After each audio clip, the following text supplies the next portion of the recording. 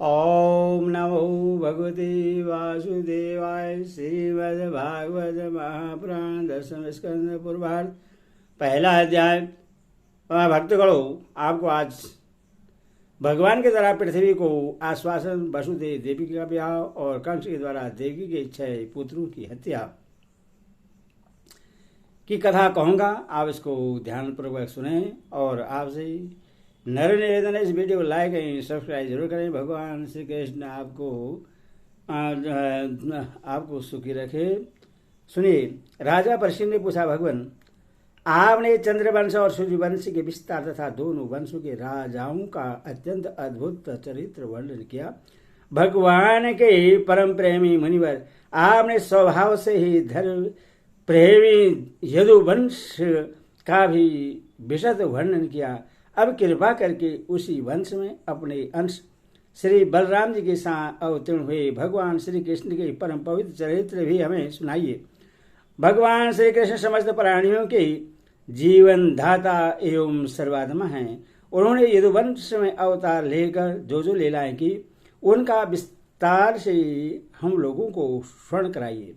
जिनकी तृष्णा की प्यास सर्वदा के लिए बुझ चुकी है, वे जीवन मुक्त महापुरुष, जिसका पूर्ण प्रेम से अतिरिक्त रहकर गान क्या करते हैं। मुमुक्ष जनों के लिए जो भाव रोग का रामबाण औषध है, तथा विषयी लोगों के लिए भी उनके कान और मन को परम आहत देने वाले हैं। भगवान श्री कृष्णचंद्र के ऐसे सुंदर सुखद रसीले गुणानुवाद से पशुघाती अथवा आत्मघाती मनुष्यों के अतिरिक्त और ऐसा कौन है जो विमुख हो जाए, उसके पर प्रीति न करे। श्री कृष्ण तो मेरे कुल देव ही हैं। जब कुरुक्षेत्र में महाभारत युद्ध हो रहा था और देवताओं को भी जीत लेने वाले भीष्म पितामह आदि अतिरथियों से मेरे दादा पांडवों का युद्ध हो रहा था, उस समय कौरवों की सेना उनके लिए अपार समुद्र के समान थी,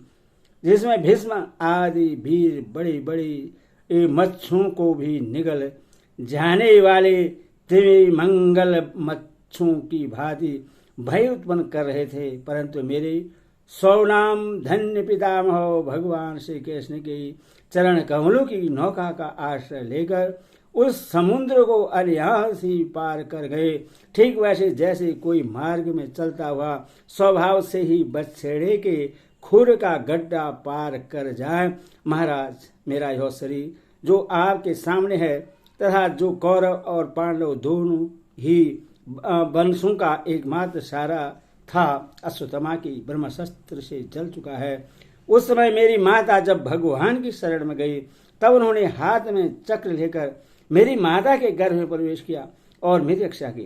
केवल मेरी ही बात नहीं, वे समस्त शरीरधारी के भीतर आत्म रूप से रहकर अमृत तत्व का धारण कर रहे हैं और बाहर काल रूप से रहकर मृत्यु का मनुष्य के रूप में प्रतीत होना, यह तो उनकी एक लीला है। आप उन्हीं की ऐश्वर्य और मायत्व से परिपूर्ण लीलाओं का वर्णन कीजिए। भगवान, आपने अभी बतलाया था कि बलराम जी रोहिणी के पुत्र थे। उसके बाद देवकी के पुत्र में भी आपने उनकी गणना की।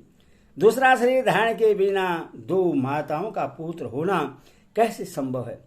असुरों को मुक्ति देने वाले और भक्तों को प्रेम वितरण करने वाले भगवान श्री कृष्ण अपने वात्सल्य स्नेह से भरे हुए पिता का घर छोड़कर वज्र में क्यों चले गए। यदुवंश शिरोमणि भक्त वत्सल प्रभु ने नंद आदि गोप बंधुओं के साथ कहाँ कहाँ निवास किया। ब्रह्मा शंकर का भी शासन करने वाले प्रभु ने वज्र में तथा मधुपुरी में रहकर कौन कौन सी लीलाएं की। और महाराज, उन्होंने अपनी माँ के भाई अपने मामा कंस को अपने हाथों क्यों मार डाला। वह मामा होने के कारण उनके द्वारा मारे जाने योग्य तो नहीं था। मनुष्याकार सचिदानंदमय विग्रह प्रकट करके द्वारिकापुर में यदुवंशियों के साथ उन्होंने कितने वर्षों तक निवास किया और उन सर्वशक्तिमान प्रभु की पत्नियां कितनी थी? मुने, मैंने श्री कृष्ण की जितनी लीलाएं पूछी हैं और जो नहीं पूछी हैं वह सब आप मुझे विस्तार से सुनाइए, क्योंकि आप सब कुछ जानते हैं और मैं बड़ी श्रद्धा के साथ उन्हें सुनना चाहता हूं। भगवान, अन्न की तो बात ही क्या, मैंने जल का भी परित्याग कर दिया है, फिर भी वह ऐसा भूख प्यास जिसके कारण मैंने मुनि के गले में मृत शरीर डालने का अन्याय किया था, मुझे तनिक भी नहीं सता रही है, क्योंकि मैं आपके मुख कमल से झरती हुई भगवान की सुधामयी लीला कथा का पान कर रहा हूं।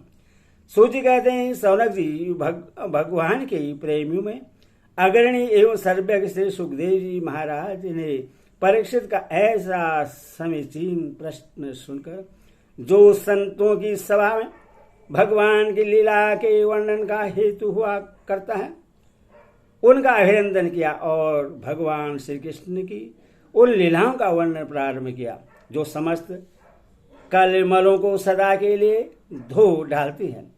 श्री सुखदेव जी ने कहा, भगवान के लीला रस की रसिक राज से तुमने जो कुछ निश्चय किया है वह बहुत ही सुंदर और आदरणीय है, क्योंकि सबके हृदयाधीय श्री कृष्ण की लीला कथा श्रवण करने में तुम्हें सहज एवं सुदृढ़ प्रीति प्राप्ति हो गई है। भगवान श्री कृष्ण की कथा के संबंध में प्रश्न करने से ही वक्ता, प्रश्नकर्ता और श्रोता तीनों ही पवित्र हो जाते हैं। जैसे गंगा जी का जल या भगवान शालिग्राम का चरणामृत सभी को पवित्र कर देता है। परीक्षित, उस समय लाखों दैत्यों के दल ने घमंडी राजाओं का रूप धारण कर अपने भारी भार से पृथ्वी को आक्रांत कर रखा था। उससे त्राण पाने के लिए वह ब्रह्मा जी की शरण में गई। पृथ्वी ने उस समय गौ का रूप धारण कर रखा था। उसके नेत्र में आंसू बह बहकर मुंह पर आ रहे थे। उसका मन तो खिन्न था ही, शरीर बहुत कृष्ण हो गया था। वह बड़ी करुणा स्वर से रभा रही थी। ब्रह्मा जी के पास जाकर उसने उन्हें अपनी पूरी कष्ट कहानी सुनाई।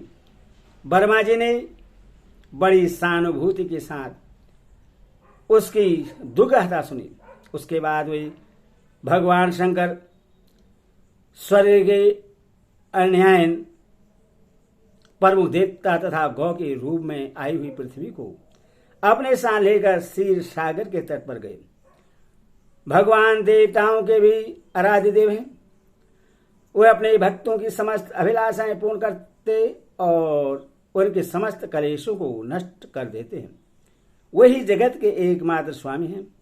क्षीर सागर के तट पर पहुंचकर ब्रह्मा आदि देवताओं ने पुरुष सूक्त के द्वारा उन्हें परम पुरुष सर्वांतर्यामी प्रभु की स्तुति की। स्तुति करते करते ब्रह्मा जी समाधिस्थ हो गए। उन्होंने समाधि अवस्था में आकाशवाणी सुनी। उसके बाद जगत के निर्माण करता ब्रह्मा जी ने देवताओं से कहा, देवताओं, मैंने भगवान की वाणी सुनी है, तुम लोग भी उससे मेरे द्वारा अभी सुन लो और फिर वैसा ही करो। उसके पालन में विलंब नहीं होना चाहिए। भगवान को पृथ्वी के कष्ट का पहले से पता है। वे ईश्वरों के भी ईश्वर हैं अथवा अपनी कार्य शक्ति के द्वारा पृथ्वी का भार हरण करते हुए वे जब तक पृथ्वी पर लीला करें तब तक तुम लोग भी अपने अपने अंशों के साथ यदुकुल में जन्म लेकर उनकी लीला में सहयोग दो। वसुदेव जी के घर स्वयं पुरुषोत्तम भगवान प्रकट होंगे। उनकी और उनकी प्रियतमा श्री राधा की सेवा के लिए देवगणाएं जन्म ग्रहण करें। स्वयं प्रकाश भगवान शेष भी, जो भगवान की लीला होने के कारण अनंत है, अनंत का अंश भी अनंत ही होता है, और जिनके सहस्त्र मुख हैं, भगवान के प्रिय कार्य करने के लिए उनसे पहले ही उनके बड़े भाई के रूप में अवतार ग्रहण करेंगे। भगवान की वह ऐश्वर्यशालिनी योग माया भी, जिसने सारे जगत को मोहित कर रखा है, उनकी आज्ञा से उनकी लीला के कार्य संपन्न करने के लिए अंश रूप से अवतार ग्रहण करेगी। श्री सुखदेव जी कहते हैं, परीक्षित, प्रजापति के स्वामी भगवान ब्रह्मा जी ने देवताओं को इस प्रकार आज्ञा दी और पृथ्वी को समझा बुझाकर ढाट सा बधाया। उसके बाद वे अपने परम धाम को चले गए। प्राचीन काल में यदुवंशी राजा थे सूरसेन। वे मथुरापुरी में रहकर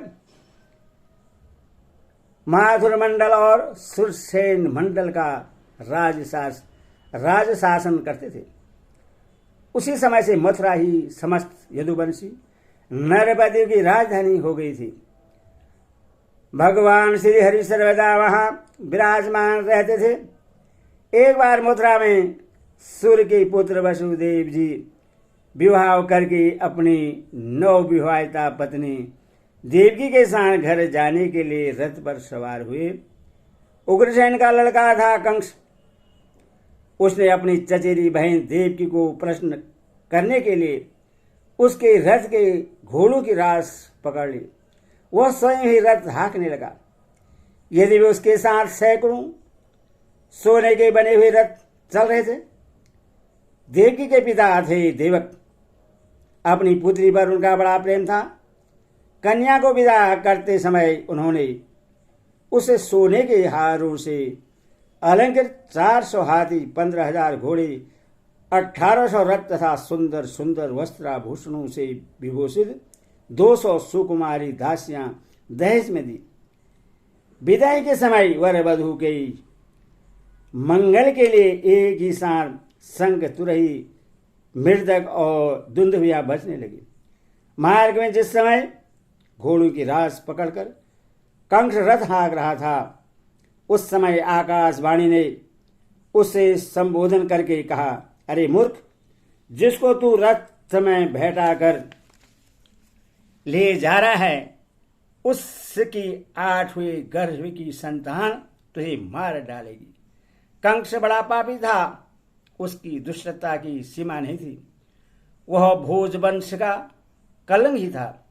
आकाशवाणी सुनते ही उसने तलवार खींच ली और अपनी बहन की चोटी पकड़कर उससे मारने के लिए तैयार हो गया। वह अत्यंत क्रूर तो था ही, पाप कर्म करते करते निर्दयी भी हो गया था। उसका यह काम देखकर महात्मा वसुदेव जी उसको शांत करते हुए बोले। वसुदेव जी ने कहा, राजकुमार, आप भोजवंश के होनहार वंशधर तथा अपने कुल की कीर्ति बढ़ाने वाले हैं। बड़े बड़े सूरवीर आपके गुणों की सराहना करते हैं। इधर यह एक तो स्त्री, दूसरी आपकी बहन और तीसरे यह विवाह का शुभ अवसर। ऐसी स्थिति में आप इससे कैसे मार सकते हैं? वीरवर, जो जन्म लेते हैं उनके शरीर के साथ ही मृत्यु भी उत्पन्न होती है। आज हो या 100 वर्ष के बाद जो प्राणी है उसकी मृत्यु होगी ही। जब शरीर का अंत हो जाता है तब जीव अपने कर्म के अनुसार दूसरे शरीर को ग्रहण करके अपने पहले शरीर को छोड़ देता है। उसे विवश होकर ऐसा करना पड़ता है। जैसे चलते समय मनुष्य एक पैर जमाकर ही दूसरा पैर उठाता है और जैसे जौक किसी अगले तिनके को पकड़ लेती है तब पहले के पकड़े हुए तिनके को छोड़ती है, वैसे जीव भी अपने कर्म के अनुसार किसी शरीर को प्राप्त करने के बाद ही इस शरीर को छोड़ता है। जैसे कोई पुरुष जागृत अवस्था में राधा के ऐश्वर्य को देखकर और इंद्र आदि के ऐश्वर्य को सुनकर उसकी अभिलाषा करने लगता है और उसका चिंतन करते करते उन्हीं बातों में घुल मिलकर एक हो जाता है तथा स्वप्न में अपने को राजा या इंद्र के रूप में अनुभव करने लगता है। साथ ही अपने दरिद्रावस्था के शरीर को भूल जाता है। कभी कभी तो जागृत अवस्था में ही मन उन बातों का चिंतन करते करते तन्मय हो जाता है और उससे स्थूल शरीर की शुद्धि नहीं रहती। वैसे जीव कर्मकृत कामना और कामनाकृत कर्म के बस होकर दूसरे शरीर को प्राप्त हो जाता है और अपने पहले शरीर को भूल जाता है। जीव का मन अनेक विकारों का पुंज है। देहांत के समय वह अनेक जन्मों की संचित और पारबंध कर्मों की वासनाओं के अधीन होकर माया के द्वारा रचे हुए अनेक पांच भौतिक शरीर में जिस किसी शरीर के चिंतन में तल्लीन हो जाता है और मान बैठता है कि यह मैं हूं, उससे वही शरीर ग्रहण करके जन्म लेना पड़ता है। जैसे सूर्य चंद्रमा आदि चमकीली वस्तुएं जल से भरे हुए घड़ों में या तेल आदि तरल पदार्थों में बिंबत होती है और हवा के झोंके से उनके जल आदि के हिलने डुलने पर उनमें प्रतिबिंबित वस्तुएं भी चंचल जान पड़ती हैं। वैसे जीव अपने स्वरूप के अज्ञान द्वारा रचे हुए शरीर में राग करके उन्हें अपना आप मान बैठता है और मोहबस उनके आने जाने को अपना आना जाना मानने लगता है। इसीलिए जो अपना कल्याण चाहता है उसे किसी से द्रोह नहीं करना चाहिए, क्योंकि जीव कर्म के अधीन हो गया है और जो किसी से भी द्रोह करेगा उसको इस जीवन में शत्रु से और जीवन के बाद परलोक से भयभीत होना ही पड़ेगा। कंस, यह आपकी छोटी बहन अभी बच्ची और बहुत दिन है। यह तो आपकी कन्या के समान है। इस पर अभी अभी इसका विवाह हुआ है। विवाह के मंगल चिन्ह भी इसके शरीर पर से नहीं उतरे हैं। ऐसी दशा में आप जैसे दीनवत्सल पुरुष को इस बेचारे का वध करना उचित नहीं है।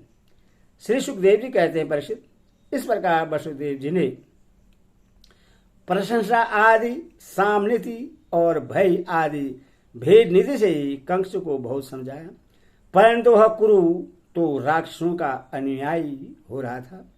इसीलिए उसने अपने घोर संकल्प को नहीं छोड़ा। वसुदेव जी ने कंस का विकट हट देखकर यह विचार किया कि किसी प्रकार यह समय तो टाल ही देना चाहिए। तब वे इस निश्चय पर पहुंचे, बुद्धिमान पुरुष को जहां तक उसकी बुद्धि और बल साथ दे मृत्यु को टालने का प्रयत्न करना चाहिए। प्रयत्न करने पर भी वह न टल सके तो फिर प्रयत्न करने वाले का कोई दोष नहीं रहता।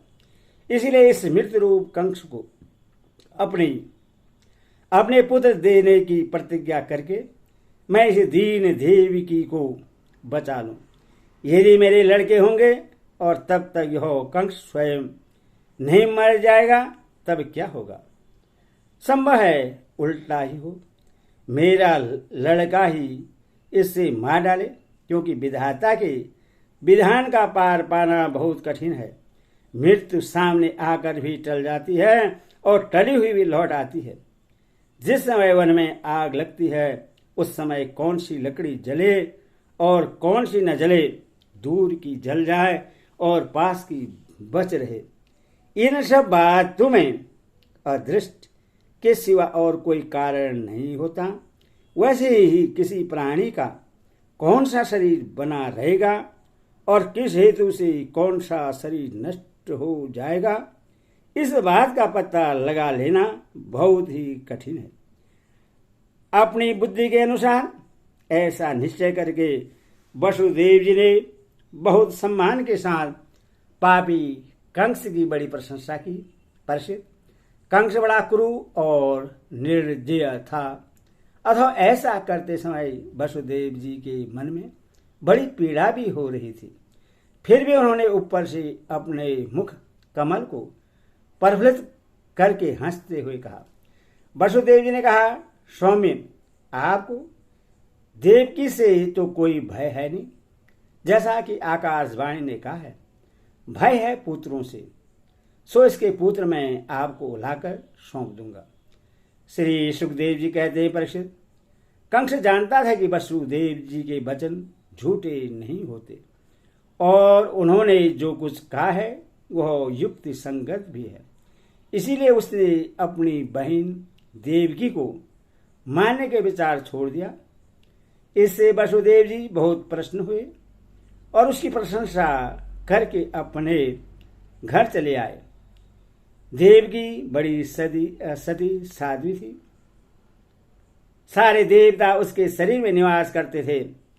समय आने पर देवकी के गर्भ से प्रतिवर्ष एक एक करके 8 पुत्र और 1 कन्या उत्पन्न हुई। पहले पुत्र का नाम था कीर्तिमान। वसुदेव जी ने उससे लाकर कंस को दे दिया। ऐसा करते समय उन्हें कष्ट तो अवश्य हुआ, परंतु उससे भी बड़ा कष्ट उन्हें इस बात का था कि कहीं मेरे वचन झूठे न हो जाए। परिचित सत्य संत पुरुष बड़े से बड़ा कष्ट भी सह लेते हैं। ज्ञानी को किसी बात की अपेक्षा नहीं होती। नीच पुरुष बुरे सा बुरा काम भी कर सकते हैं और जो जितेंद्रिय हैं, जिन्होंने भगवान को हृदय में धारण कर रखा है, वे सब कुछ त्याग सकते हैं।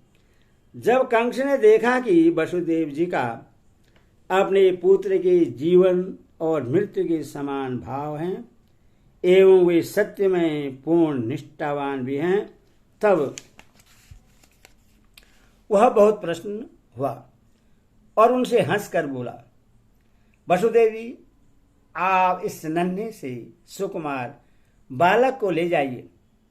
इससे मुझे कोई भय नहीं है, क्योंकि आकाशवाणी ने तो ऐसा कहा था कि देवकी के 8वें गर्भ से उत्पन्न संतान के द्वारा मेरी मृत्यु होगी। वसुदेव जी ने कहा, ठीक है, और उस बालक को लेकर वे लौट आए। परंतु उन्हें मालूम था कि कंस बड़ा दुष्ट है और उसका मन उसके हाथ में नहीं है, वह किसी क्षण बदल सकता है। इसलिए उन्होंने उसकी बात पर विश्वास नहीं किया। परिचित इधर भगवान नारद कंस के पास आए और उससे बोले कि कंस, वज्र में रहने वाले नंद आदि गोप, उनकी स्त्रियां, वसुदेव आदि वृष्टिवंशी यादव, देवकी आदि यदुवंश की स्त्रियां और नंद वसुदेव दोनों के सजातीय बंधु बांधव और सगे संबंधी सबके सब देवता हैं जो इस समय तुम्हारी सेवा कर रहे हैं। वे भी देवता ही हैं। उन्होंने यह भी बताया कि दैत्यों के कारण पृथ्वी का भार बढ़ गया है, इसलिए देवताओं की ओर से अब उनके वध की तैयारी की जा रही है।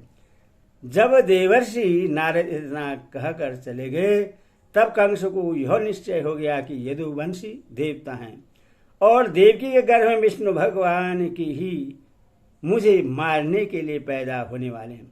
इसलिए उन्होंने देवकी और वसुदेव को हथकड़ी बेड़ी से जकड़कर कैद में डाल दिया और उन दोनों से जो जो पुत्र होते गए उन्हें वह मारता गया। उससे हर बार यह शंका बनी रहती थी कि कहीं विष्णु ही उस बालक के रूप में न आ गया हो। परिचित पृथ्वी में यह बात प्रायः देखी जाती है कि अपने प्राणों का ही पोषण करने वाले लोभी राजा अपने स्वार्थ के लिए माता पिता भाई बंधु और अपने अत्यंत हितैषी इष्ट मित्रों की भी हत्या कर डालते हैं। कंस जानता था कि मैं पहले काल नामी असुर था और विष्णु ने मुझे मार डाला था। इससे उसने यदुवंशियों से घोर विरोध ठान लिया। कंस बड़ा बलवान था। उसने यदुभोज और अंधक वंश के अधिनायक अपने पिता उग्रसेन को कैद कर लिया और सुरसेन देश का राज्य वो स्वयं करने लगा।